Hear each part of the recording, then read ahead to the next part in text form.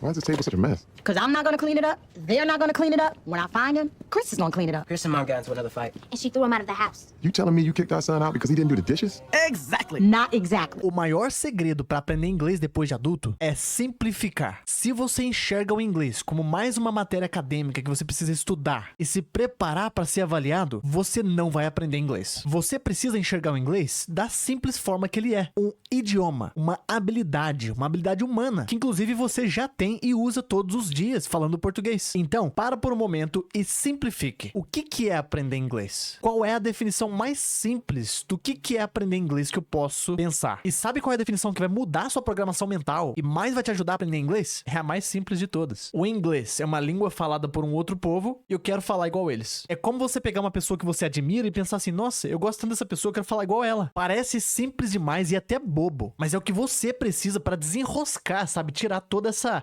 vou chamar de burocracia na sua cabeça do que é o inglês. E quando você assiste a aulas como essa que você vai ver agora, você consegue focar no que realmente interessa pra você e te dá aquela sensação de, nossa, apesar de ter um longo caminho pela frente, parece que agora eu tô tendo clareza. Ou seja, passa a ser uma jornada simplificada. Vamos praticar hoje com mais uma cena de Everybody Hates Chris. Vamos assistir as cenas com o texto do lado pra gente comparar e analisar. Yeah, since this morning.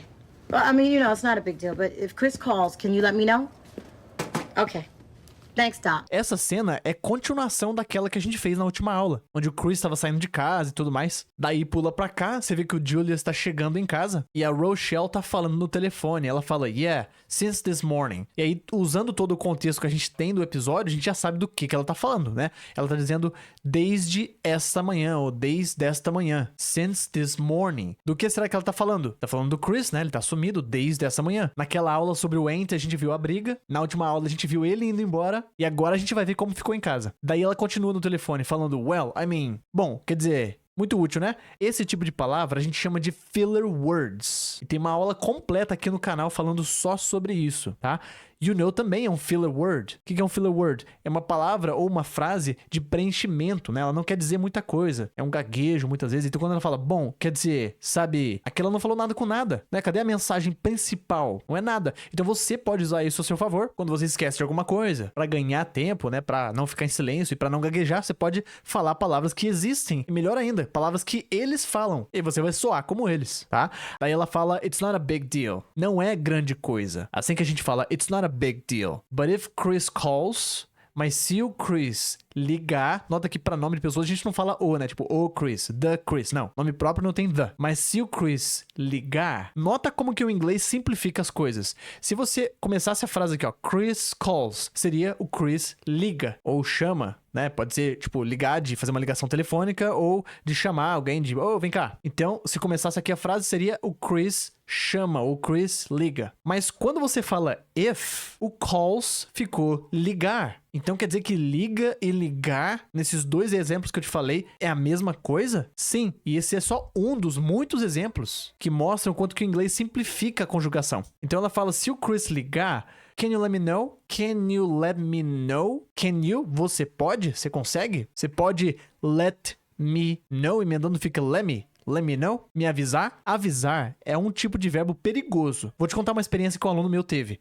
Ele foi no Google Tradutor, escreveu lá avisar, e o tradutor disse que avisar era warn, né? O verbo to warn. E sim, o tradutor tá certo, avisar é warn. Só que warn passa uma mensagem de algo perigoso. Muitas vezes parece até uma ameaça se você falar I am warning you. E quando esse aluno meu mandou o e-mail, a resposta não foi muito educada. Daí ele percebeu que houve um mal entendido. Então o verbo avisar, de boa. Por exemplo, me avisa se você for atrasar. Posso te avisar se acontecer alguma coisa? Esse avisar é let a pessoa know. É literalmente deixar a pessoa saber. Na frase dela, let me know. Posso falar que eu vou deixar você saber, eu vou te avisar, vou let you know. Daí ela fala, ok, thanks, Doc. E aqui a gente descobre que ela tá falando com o Doc. E se você tem o contexto da série, você sabe quem é o Doc, né? O patrão do Chris. Vamos lá pra próxima cena.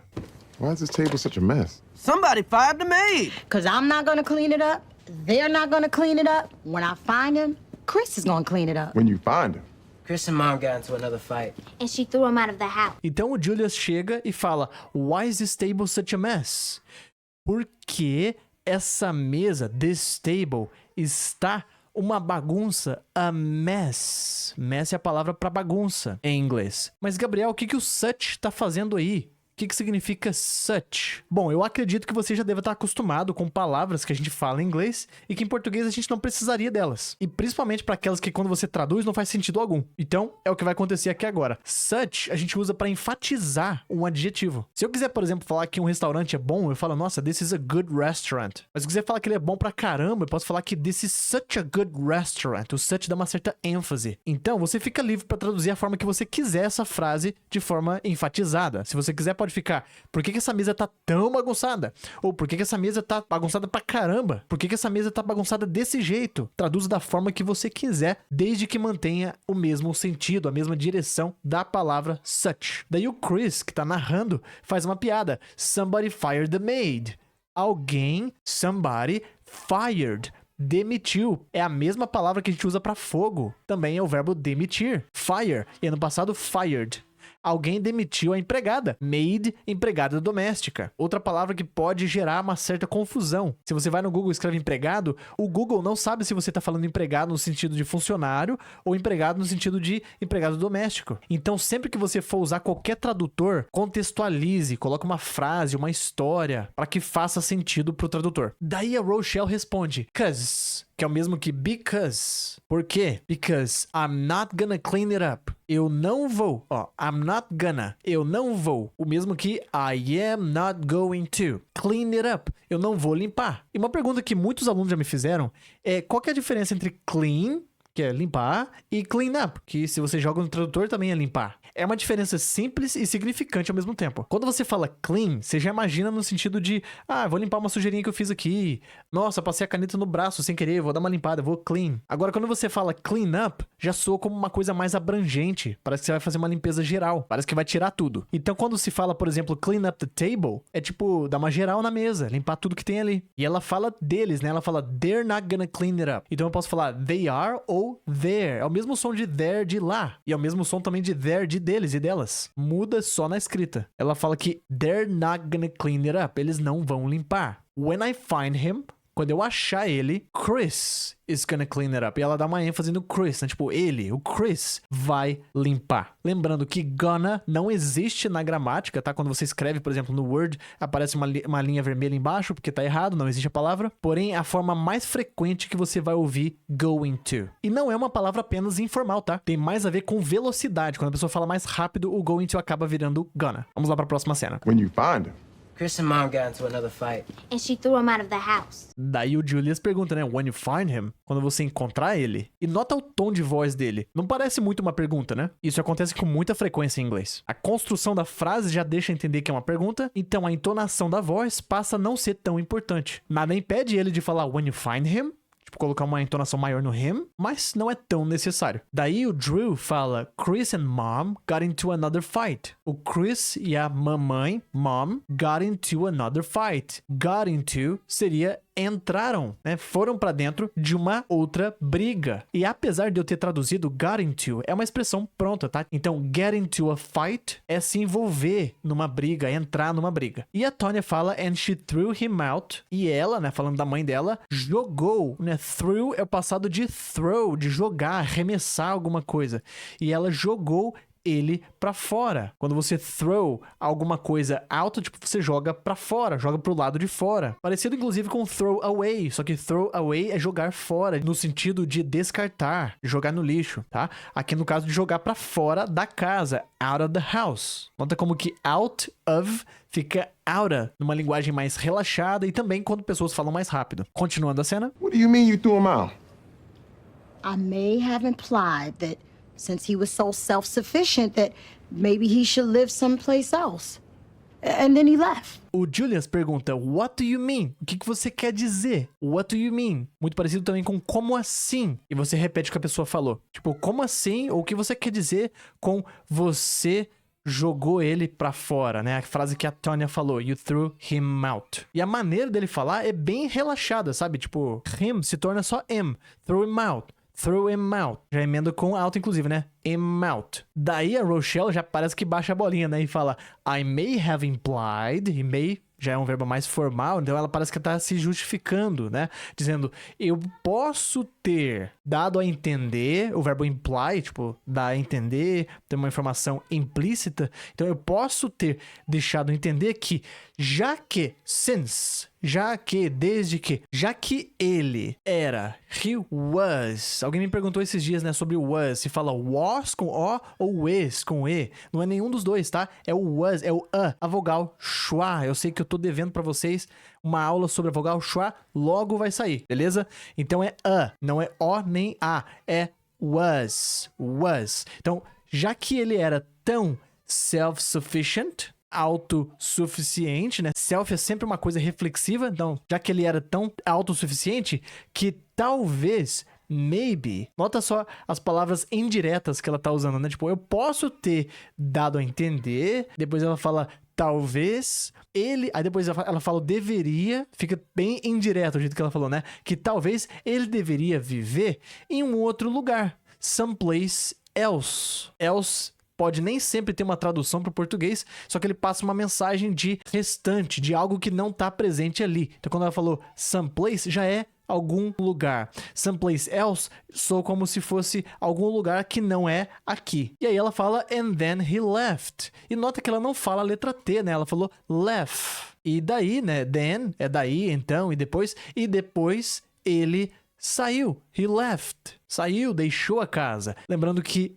left, além de ser a palavra esquerda, também é o passado do verbo sair e deixar, né? O verbo to leave significa tanto sair quanto deixar. Então, quando eu falo he left, pode ser também ele deixou, beleza? Continuando. Left. You telling me you kicked our son out because he didn't do the dishes? Exactly. Not exactly.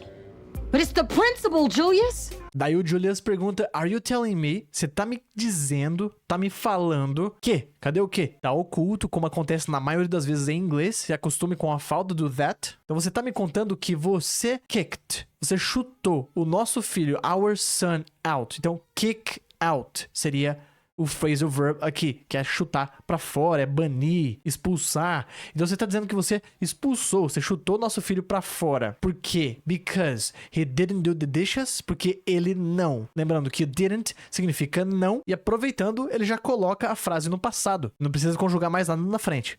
Então, do the dishes é uma expressão que é a mesma coisa que wash the dishes, que é lavar as louças. Se ele falasse wash, daria na mesma. E o Chris, que tá narrando, fala exactly, exatamente. E ela fala o contrário, né? Ela fala not exactly, não exatamente. Daí ela fala, but it's the principle, Julius, mas é o princípio. Lembrando que principle é princípio no sentido de valores, não no sentido de princípio de começo, tá? Esse seria beginning. Continuando a cena. Do you know what the words too far mean? Actually, she didn't. You cutting the boy's arm off for sticking his finger in the pan. What? Cutting off his arm? I don't get it. So am I the fan? É aquela parte engraçada que todo mundo fica perdido e não entende a metáfora do Julius, né? Mas antes disso ele fala, do you know what the words too far mean? Você sabe, do you know what, o que? Você sabe o que as palavras, the words too far, que é longe demais? Você sabe o que as palavras longe demais significam? Lembrando que too é um jeito de falar muito e soa de forma negativa. A gente usa só pra algo que é ruim, né? Tipo, too far, longe demais. Too bad, ruim demais. O oposto de too seria so. Uma coisa que é boa demais seria so good. E o Chris fala, actually, she didn't. Né? Na verdade, ela não. Ela não o quê? Não sabia o que as palavras too far significam. Então não precisa repetir todo o restante, né? She didn't, já para por ali. Daí vem a analogia do Julius. Ele fala, cutting the boy's arm, cortar o braço do garoto. Lembrando, se a frase começa com uma palavra no gerúndio, né? Esse ing, você traduz no infinitivo. O que é infinitivo? Em português termina com are, er e ir. Então, no caso aqui, cut, cortar o braço do garoto, fora, né? Cortar fora, cut off, seria o phrasal verb aqui. Por colocar. Stick também é o verbo grudar, né? Quando a gente tem um sticker, é um colante, um adesivo. O dedo dele, his finger, in the fan, no ventilador. E ninguém entendeu, inclusive inclusive disseram what? O quê? E a Rochelle repete, né? Cutting off his arm. Cortar o braço dele fora. I don't get it. I don't get it. Tipo, não saquei, não peguei a referência, não entendi. I don't get it. Frase pronta. Uma coisa que eu sempre falo. E é muito útil. É um atalho pra você entender melhor as pessoas. Daí a Rochelle falou, so am I the fan? Então eu sou o ventilador. Note que I am é eu sou, afirmando. Am I? Uma pergunta. Eu sou? Continuando. I'm pretty sure Chris is the arm. No, I think the arm is the arm. Chris is the boy. Yeah, Chris is the boy. Look, sticking his finger in the fan is just the equivalent of doing something stupid. Like talking back to mom. Right. So cutting the arm off is kicking him out of the house. Exactly. Ok, então o Drew fala, I'm pretty sure Chris is the arm. Eu tenho muita certeza, né? Eu tô bem certo de que I'm pretty sure. Se ele dissesse I'm sure, já significa que eu tenho certeza. Tô seguro da informação que eu tô falando. I'm pretty sure, uma certa ênfase, como se fosse very sure. Então, ele tá dizendo que tem certeza que o Chris é o braço, né? Na metáfora do Julius. E a Tonya fala, não, I think the arm is the arm. Eu acho que o braço é o braço, né? Tipo, é literal. O braço representa o braço na história. E a Rochelle fala, Chris is the boy, né? O Chris é o garoto. E o Julius confirma, yeah, Chris is the boy, né? Chris é o garoto. Daí ele explica, look, olha, sticking his finger in the fan. Como a gente viu agora há pouco, dá pra traduzir de formas diferentes, né? Então, stick pode ser grudar. Pelo contexto, eu diria colocar, né? Tipo, colocar o dedo no ventilador. Mas dá também pra interpretar como prender, né? Tipo, prender o dedo dele no ventilador. Então ele falou, olha, prender o dedo dele no ventilador is just the equivalent. É o equivalente, é igualzinho, né? O mesmo que doing something stupid, de fazer algo estúpido. E eu sei que em português a palavra estúpido tem um peso um pouquinho diferente, né? A gente fala uma pessoa estúpida, geralmente é uma pessoa mais agressiva, né? Grossa. Em inglês, stupid é uma coisa burra, sabe? Uma coisa não muito inteligente de se fazer. E o Drew completa falando like talking back to mom. Como, né? Like não é só o verbo gostar, como ou igual responder. Então, talk back, que traduzindo literalmente fica falar de volta, é como a gente fala em inglês responder, sabe? Tipo, de ser respondão, de retrucar. Então, essa coisa estúpida que o Julius falou, o Drew usou um exemplo, como responder à mamãe, like talking back to mom. E ele falou, right, certo, correto. E então a Tonya fala, so cutting the arm off. Então, cortar o braço fora é, né? Esse é, já falando, tipo, é o equivalente a kicking him out of the house. Chutar ele fora da casa. Expulsar ele da casa. E ele fala, exactly. Exatamente. Continuando. So if he stuck his finger in the fan and I didn't like it, cutting his arm off so he wouldn't do it again wouldn't help. Oh, got it. Nota quantas vezes que o H foi ignorado, né? Então, ao invés de his, ela falou is. Então, stuck his finger. Ficou stuck his finger. Até mesmo if he, dá pra falar if he. E ela diz, so. Então, if he stuck his finger. Se ele prendesse o dedo dele. Em inglês fica dele, dedo, né? His finger. E nota que não é mais stick. Agora tá no passado. Stuck. Se fosse if he sticks, seria se ele prender. Parece que é algo de agora ou do futuro. E como tá no passado, if he stuck, fica mais condicional. Tipo, se ele prendesse. Soa como uma possibilidade, não é que vai acontecer necessariamente. Então, se ele prendesse o dedo dele no ventilador, in the fan, e eu não gostasse... Então, de novo aqui, ó, no passado, né? I didn't like it. Se eu falasse if I don't like, é se eu não gostar. Parece que é algo, tipo, de agora ou que vai acontecer ainda. Mas quando eu falo se eu não gostasse, parece mais uma hipótese. Em inglês, a gente representa isso colocando if mais a conjugação do verbo no passado, tá? Didn't já coloca o resto tudo no passado. Por isso não precisa conjugar o like. E a gente viu isso na última aula, né? Didn't, além de significar não, ele aproveita e já conjuga o resto da frase pro passado. E ela completa, é cutting his arm off, é cortar o braço dele fora, para que ele não fizesse isso de novo, não ajudaria. Vamos falar desse para que é o so. A gente conhece o so como então, ou até tão, né? Quando eu quero falar que algo é tão, alguma coisa, ou muito alguma coisa, para falar so. Só que o so também é usado para falar para que algo aconteça. E eu percebo isso muito frequentemente em oração. Quando uma pessoa está orando, ela fala, Senhor, abençoe esse dia para que eu possa fazer tal coisa, ou abençoe esse alimento para que nos faça bem. Então, em termos simples, é como se falasse fazer uma coisa para que a outra aconteça, esse para que é so, tá? Então, cortar o braço dele para que ele não fizesse isso. Então, would, já deixa na condicional, né?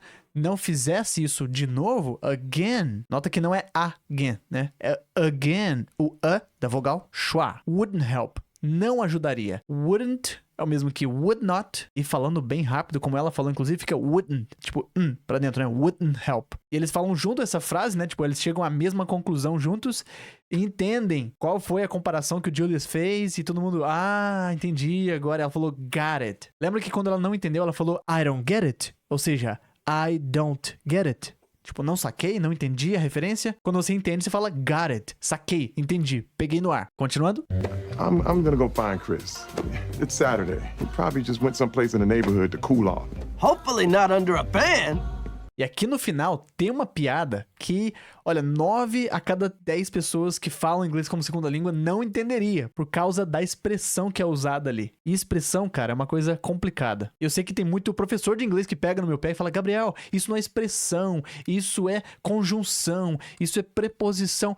Cara, essa não é a minha preocupação. Eu quero simplificar as coisas pra você. E na minha opinião, dar nome aos bois, ou seja, fica falando nome complicado. Isso é um advérbio. Isso é o pretérito mais que perfeito. Isso é o passado contínuo. Isso só atrapalha, tá? E uma forma que eu uso pra simplificar o entendimento de várias coisas em inglês é chamar tudo de expressão. Uma gíria é uma expressão. Uma frase pronta é uma expressão. Um pedaço de frase pronta é uma expressão. Eu posso chamar tudo de expressão, porque é um jeito de expressar, é um modo de falar, beleza? Então, aqui nessa última frase, como eu comentei agora há pouco, tem uma expressão que se você não conhece ela, fica difícil entender. É como quem aprende português, vem pro Brasil e não entende quando alguém fala que fica mais caro o molho do que o peixe. Tipo, a pessoa não vai fazer ideia do que você tá falando. Então, daqui a pouco a gente chega aqui. O Julius fala I'm gonna go find Chris. Olha o que ele disse. I am going to go. Literalmente fica eu vou ir. Mas, Gabriel, eu não posso falar só eu vou encontrar o Chris? Eu preciso falar eu vou ir? Não precisa. Daria pra falar também I'm gonna find Chris, tá? E reforçando. I'm going to, I'm gonna, mesma coisa, beleza? Então eu vou encontrar, achar o Chris. Cadê o o? Não precisa, né? Nome próprio em inglês não tem the. E ele fala, it's Saturday, né? É sábado. E é interessante quando a gente fala assim, né? Tem hora que a gente fala alguma coisa e a pessoa que tá ouvindo já sabe, a mensagem por trás daquilo. Tipo, cara, é sábado. Então, tipo, tem todo um contexto por trás disso, né? Tipo, sábado. O que a gente sabe sobre o sábado? É um dia que muita gente tira folga. É um dia que os jovens passeiam.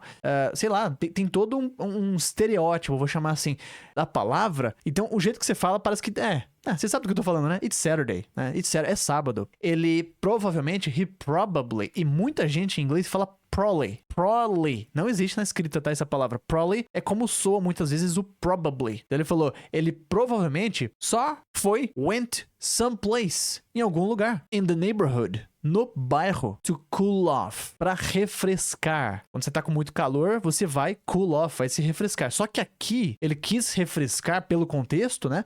Ele quis se acalmar, né? Ou seja, tá com a cabeça quente, ele foi se refrescar. Então, se fosse uma legenda automática, né? Uma tradução automática, iria ficar confuso, né? Como assim ele foi se refrescar? Tá calor? Não, é que ele tava nervoso. Aí, levando isso em consideração, vem a piada final aqui. E é aquele momento que quem entende a piada ri pra caramba e você fica boiando, né? Então, o Chris falou que hopefully, é como a gente fala, tipo, ainda bem, né? Que bom. Not under a ban. Ele fez uma brincadeira aqui com a expressão under a fan. Em inglês, quando você vai falar que quer se refrescar com um ventilador, né? Vai ligar o ventilador para se refrescar. Em inglês se fala que você vai se refrescar, que você vai cool off under a fan. Mas, Gabriel, under não significa embaixo? Sim, mas é um modo de dizer em inglês. Ou como eu falei agora há pouco, é uma expressão, é o jeito das pessoas falarem. Pegou, sabe, o jeito de falar. Você não tá literalmente embaixo do ventilador, você pode até tá. Pode ser um ventilador de teto, por exemplo. Mas você pode estar do lado e falar que você tá se refrescando under a fan. Então ele fez uma piada aqui dizendo under a ban. E o que é ban? Quem joga online conhece bem essa palavra, né? Levei um ban. Em inglês, ban. Levei um ban. O que é o ban? Você foi banido. Você levou uma banição, um banimento, nem sei se a palavra existe. Então ele fez uma brincadeira aqui com essa palavra. O Julius falou que ele foi se refrescar, e aí já tem um outro sentido, né? De refrescar, de acalmar. E aqui,